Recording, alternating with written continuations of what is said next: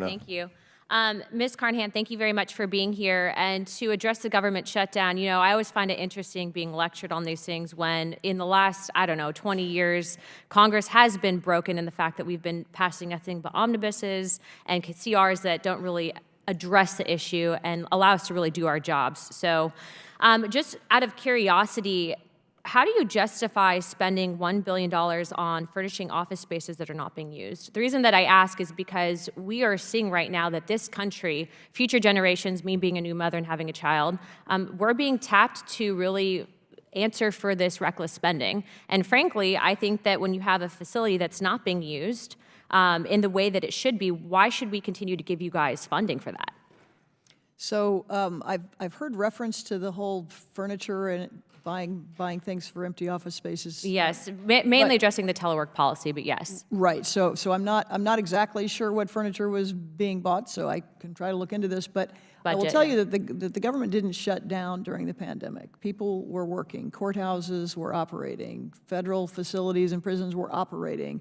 Embassies were operating. Within reason, though, because I think one of the biggest issues that we had as congressional members is our constituent services were not being handled appropriately because we couldn't reach out to some of the actual agencies because they weren't in the office. I can tell you that, you know, as a new mother, I'm showing up for work, so why should bureaucrats not be held to the same account, right? I mean, if you didn't show up to your job, do you think that you should still be getting paid?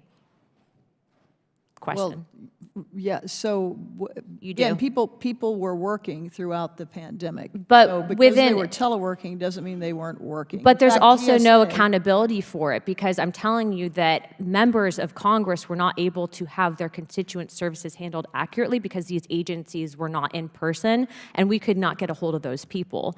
But going back to the unnecessary spending, when you have facilities, if you guys are indeed advocating for telework though, what's the need to actually have a budget set aside to furnish these facilities? Don't you think that that's wasteful spending? So I think we can agree that we want government to work better and save money. So what I want to talk about and work with you all on is how do we actually do that in practical terms? Yes, agree. But do you think, though, that government should have budget to use a facility if people are indeed not coming in to use that facility? Don't you think that that's wasteful? Like if you were paying to use a home that you didn't occupy, don't you think that it would be kind of a waste of money? So what I'm very eager to work with the committee on is how we can dispose of properties we don't need and optimize our footprint and just keep what we do need. I completely agree. Occupied. So I completely agree, and I hope that we can work with you on that, which brings me to my next question.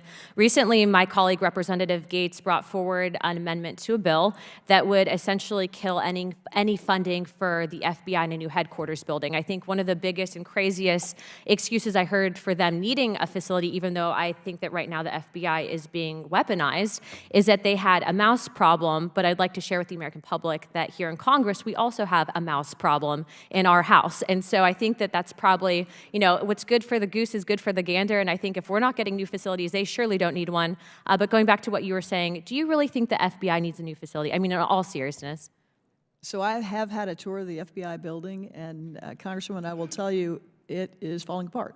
Do you think that there are nets that prevent people from being hit by concrete on the sidewalk outside? There are staff inside the FBI building that are at risk because the building is crumbling. So I do think the FBI needs a new headquarters. But do you think that it needs to necessarily be in Washington? I mean, maybe we could just do Americans a favor and downsize the FBI altogether, and then we don't have to worry about that. Or maybe telework. I mean, it seems that the rest of the federal government wants to just phone in. The FBI, you know, taps phones, though, so it's a little bit different. Well, I guess I would just say that Congress directed us at GSA to pick between 3 sites, 2 sites in Maryland and 1 site in Virginia. We are just doing what we were told to do by Congress in making that site selection. Well, thank you very much, ma'am. I do appreciate that you did say you wanted to work with us on, you know, coming down on some of that wasteful spending. Hopefully we can fix the furniture issue, maybe even get people back to work. But Chairman, I yield the rest of my time. Thank you.